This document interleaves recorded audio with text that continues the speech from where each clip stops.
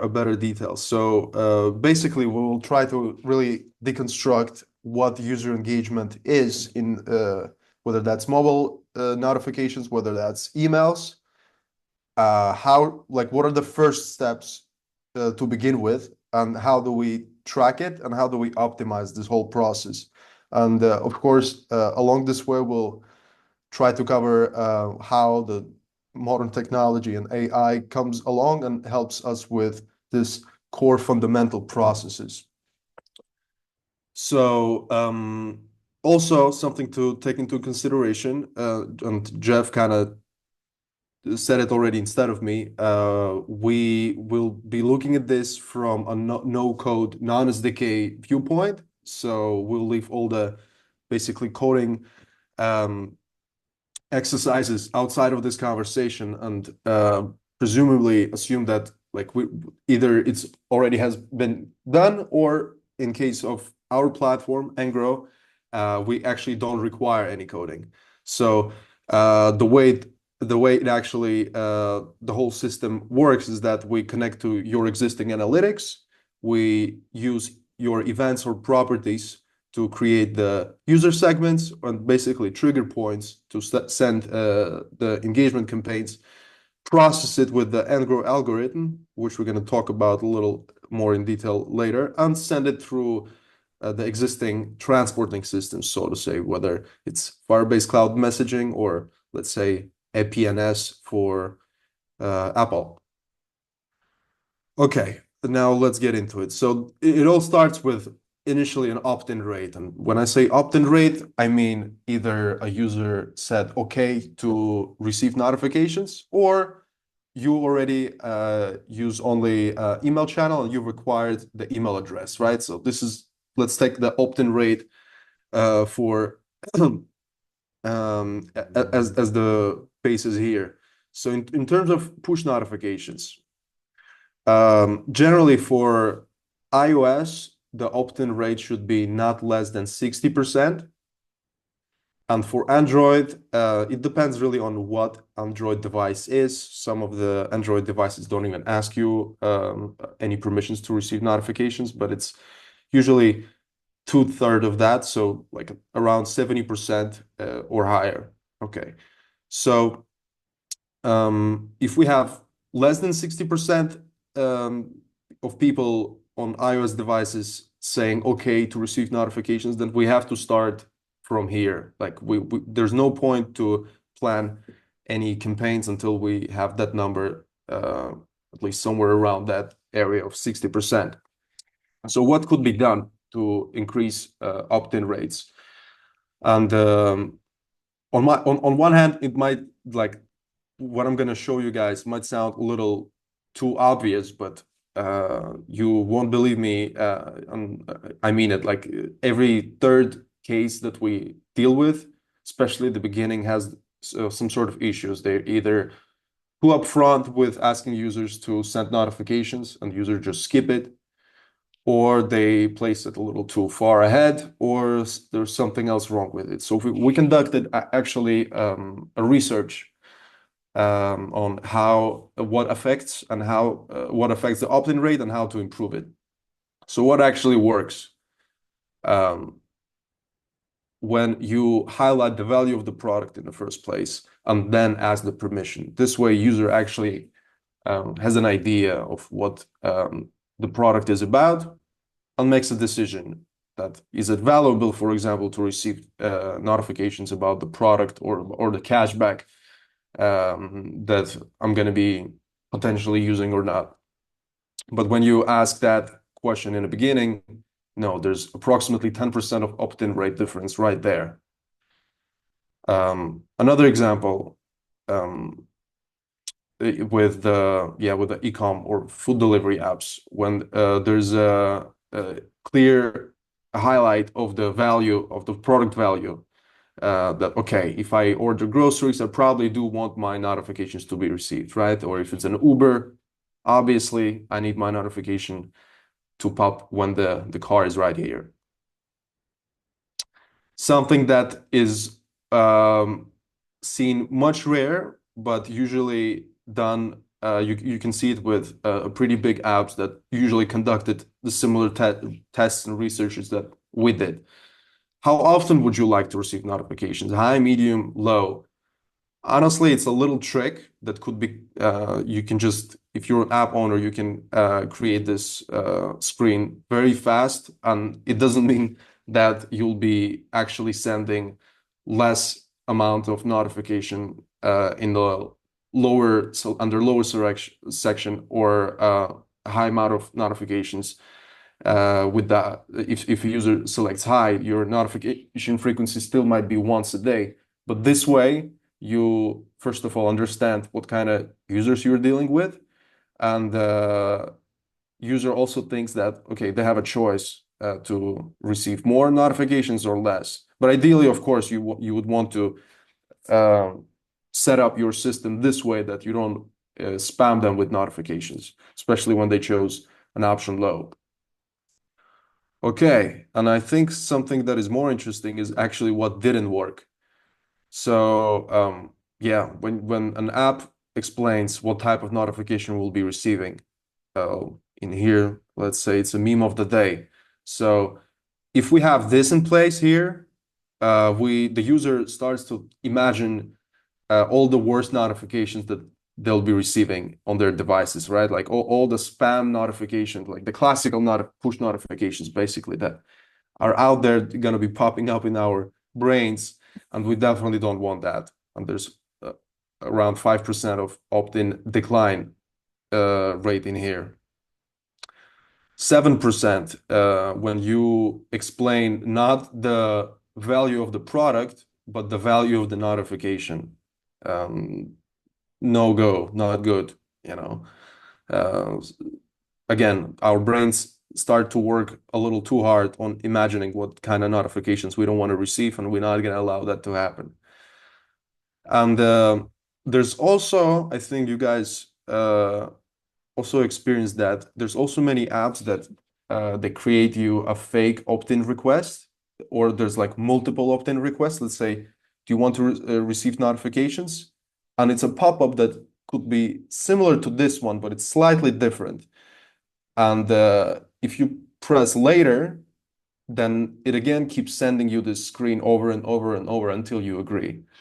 Well, in some cases it might work, but in our case, the users kept pressing either later or they said allow, and then when this second screen popped up, because this is the system screen, it can only pop once in your lifetime.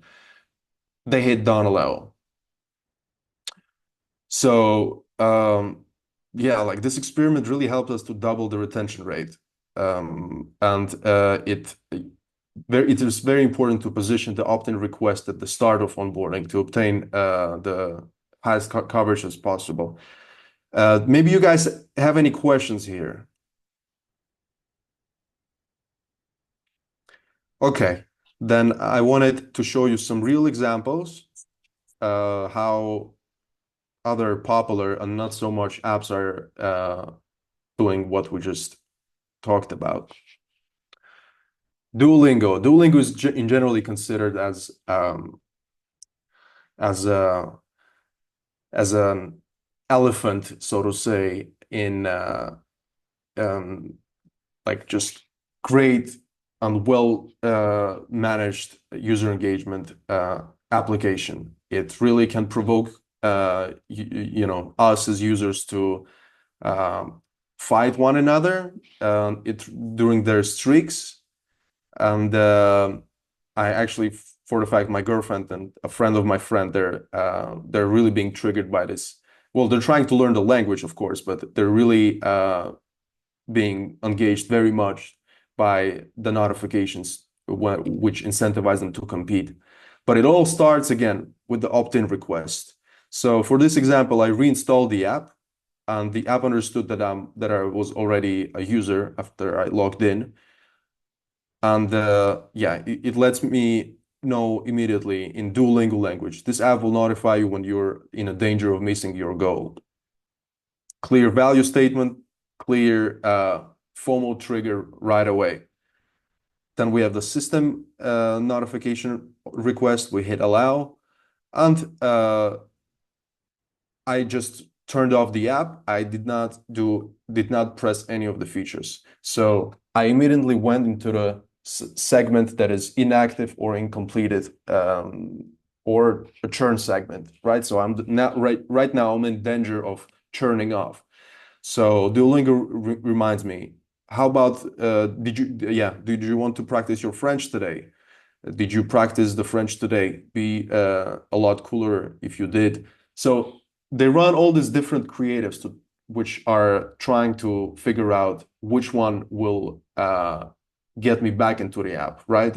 Because initially we don't know what type of notification is good, a short one or a long one, with emoji or without emoji. Those little things, they do matter when you actually look at the numbers at the end of the day, especially with so many monthly or daily active users as Duolingo, with image or without an image.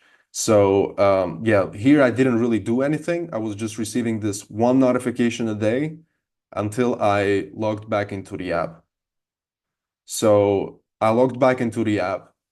My inactive segment became again active segment. I went to see what my friends are doing in the app.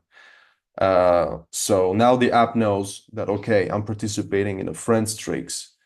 Now I have to be incentivized with something else in order to get back into the app after I ended my session here. Here's what Duolingo does now. Um, yeah, a real friend honors their friend streak. There you go. You lose your 12-day streak if you don't come back today. Just straight provocation here, and I'm in danger of losing my language learning abilities, according to the voice of tone, which is also pretty important. Like, even though it sounds a little almost like ironic, but aggressive, uh, especially with this little angry owl face. But it's their language, it's their voice of tone. It works. It really, makes you press those damn notifications once in a while. And reactivation. Yeah, let's say I didn't use my app after this notification didn't work for me for a few weeks. I didn't use my app for a few weeks, and now I started to get additional incentivation with it could be a discount, but Duolingo doesn't do discounts like that, I think. They just suggest you additional points on every lesson until 8 p.m. Also pretty good strategy. I'm gonna leave the link, or I'm gonna send the link one way or another to you guys with all of this information here too. There's like a whole schema explaining how daily, weekly, and monthly active users flow through each of the stage of reactivation and resurrection. And I think applying this concept to any application, especially if it's subscription-based app, is definitely going to be beneficial. All If I right. can interrupt for a second, this is very Sure. helpful. This is all Sure. very, very helpful. Thank you, Gergen. That's all I want to say is I'm This finding is, this yeah, fascinating and very helpful. this is great stuff, Appreciate Gergen. it. Appreciate it. Taking Appreciate it. notes. Yeah, and there's like a bunch of apps that do something similar or something worse. I highlighted with a color, whatever is yellow is an area for improvement. In my opinion, whatever is green is something that definitely works good and doesn't need um, any involvement. Okay, so right now, let's say we have all this funnel set up. Notifications are relevant, not and they're being sent depending on our user segments, and all the users are flowing consequently from one segment to another. So the whole processes are set. What does it actually do in terms of numbers? And for this case, we're gonna break down our client's case, who initially, before joining, before partnering with us, they were managing their CRM manager was managing 3 user segments: active, inactive, and churning segments. So let's say inactive segment would be those users that just installed the app, didn't activate it, like didn't engage with it. Active users that have the subscription or the trial period, and the churning users, those that use the trial period or the subscription, and now they stopped using the app. So yeah, they basically had only enough hands managing those three segments. And managing segments mean renew creatives, regenerate the content, regenerate the images, and do the same things for the email channel as well. So three is very little because even again, with the case of Duolingo, like we went through around 7 screens, all those screens usually would represent each particular segment. So let's say here, onboarding completed. If it's not completed, then which step? And each step has to be a segment. Let's say the onboarding was not completed um, on me providing access to my contacts so that the Duolingo app would have the list of the friends. Like that's also one incompleted step, and that's additional segment that should be treated as a proper segment with its own creatives, with its own logic of events. So similar thing happens in this app. It's a pregnancy tracking app. So there's also 7 screens. Each screen represents a little information about a user and their stage of either pregnancy or again technical integration with the app, how much data they provided to the app so that the app knows about the user. So this is what we did. We created 7 segments, each reflecting one onboarding screen. And the whole goal was to push those users from one to the second, second to third, third to seventh. And at the same time, we didn't know which content would help users to navigate through the segments. So we just plugged in all our ideas in each of those segments, generated like 7 copies in each, times 5 languages: Spanish, English, and French, and there's a couple more languages basically. So and let basically all this A/B testing do on its own with the algorithm that we created. So the way it works, the scientific name of this algorithm is called multi-armed bandit, and basically it's a bandit that picks whatever it has around him. In this case, 7 creatives, and starts to send them out to users.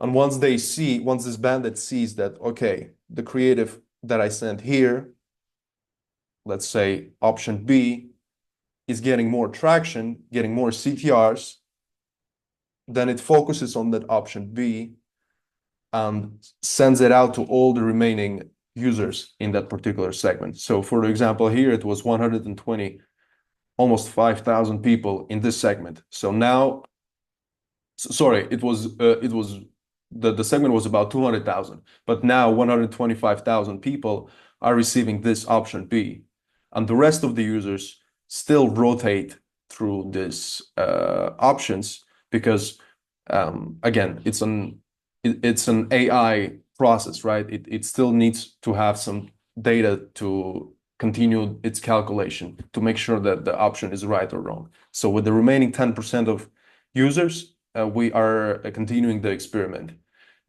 sending them different creatives, if that makes sense. And eventually, we were able to improve 12% of daily retention, 6% of revenue, average revenue per each user, 5% into conversions into paid subscriptions. Because here is also the way the app is made. You have to start a trial. You have 7 days to try, and then you have to attach your card, or no, you attach your card before, and then you have to pay basically. And there's an 8% of average retention uplift for 4 months. Also important to highlight, 90% 90%, more than 90% of sessions for this app, because of its specifics, start from push notifications. So usually a user would install 5 different pregnancy trackers, forget about them, or do something else. And then it's a race. Which app will engage in a right way with the user so that the user comes back, remembers where they went to their home screen or just lock the screen of the phone, and to continue from there. So 90% of the users would close the app after installation or would not complete the onboarding right away because it has like 9 or 7 screens. But that's why basically push notifications is such an important channel. And with dynamic testing and with a granular segmentation in this way, we're able to activate users essentially. So this is that. This is the classical like use case for subscription apps. If you guys want to now discuss any of your specific apps, we can do that. If you think that we are going so far explaining scenarios that are similar to your apps, then we can just continue. I'll take the silence as for continue. Hey, good opportunity here to get some expert advice, guys. Take advantage of it. So can you go back to the onboarding because so I'm using nGrow now. This is Jeff at Breath Player. It feels like I don't have a ton of my onboarding activated. Sort of like you were saying. It does Mhm. have several. It does have several screens. It's got I don't know, maybe a half dozen. You know, um, should I be um, you know doing A/B testing a notification for every single screen, and then the algorithm is going to figure out which one is like which message is going to work for the screen? Like how can I optimize this for my onboarding? Yeah, pretty much each screen or group of screens. Let's say, like an example here, what do you most hope to improve with this app? Like these 3 questions, I could generally put under one segment, under one category of screens. Okay. And if let's say if the user got stuck on this one or on this one, I might be still incentivizing them with the similar notifications, right? Okay. So Interesting. yeah, you have to really also you have to really rely on where users churn. Like go back into your analytics, look at what screens users are churning off. Yeah. If you see there's patterns, yes, segment those patterns and create notifications. Add 5 copies of the same idea and see what it does to it. Maybe it's not going to do anything. Maybe ideally, it should do something. It should bring the users to the following screen, and then if they got stuck here, do the same thing. Interesting. Yeah, I mean, I'm looking at yeah, I did my onboarding is definitely something I haven't done this with. So, yeah, I'm looking at it now. Great, thank you. Mhm. And also, it's a numbers game, right? Like if you have, let's say 3 users in a week getting stuck here, it might be a flag for you to look into this and to try to work on the segmentation. But really, if one of these 3 users actually proceeds further, it doesn't mean that it was a notification. Maybe the user just remembered that there's an app, and he wanted to continue with the app regardless of you sending that a notification or not. So also don't try to segment notifications too much if there's not that many users going through Yeah, the onboarding, because this might actually be even worse than just sending similar notifications to all users, because this way at least you can reach out to them. But if you dive too much into granularity, then it gets too spread out.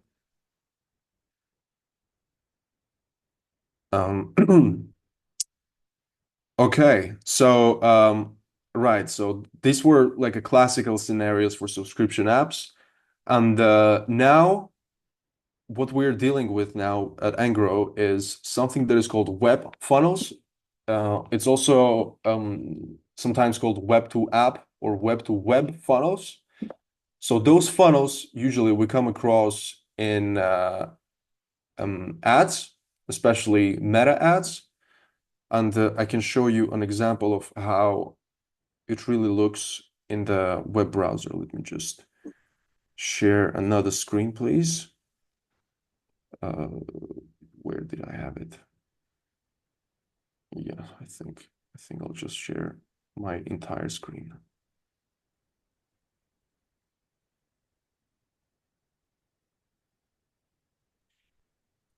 So these ads will usually look like this, either in Instagram or Facebook.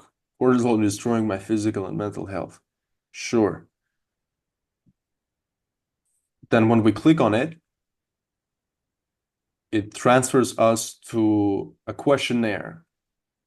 Something similar that we were just looking at, but what we were looking at it was inside the application. Now this is completely on web. Like we don't even know as users if there's an app or not. Like we see that these questions are somehow relevant uh, to the initial ad that we clicked on. Let's say we just completed.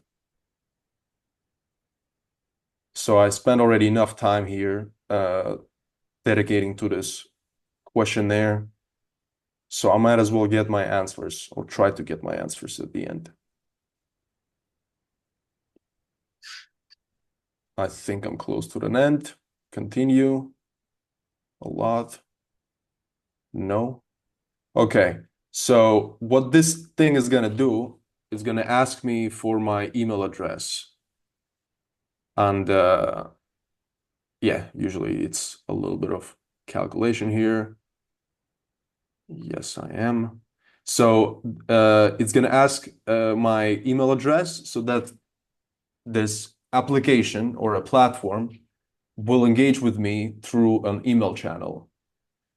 And the logic there has to be also followed by everything that we just talked about. You also need to segment users depending on their answers.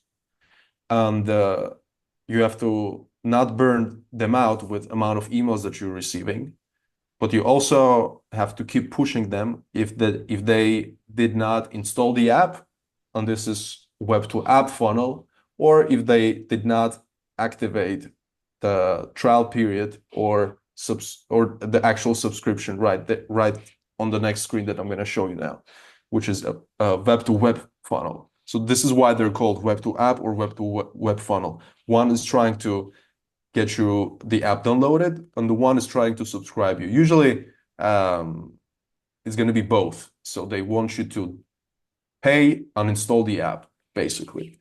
So let's say I provided my email address here.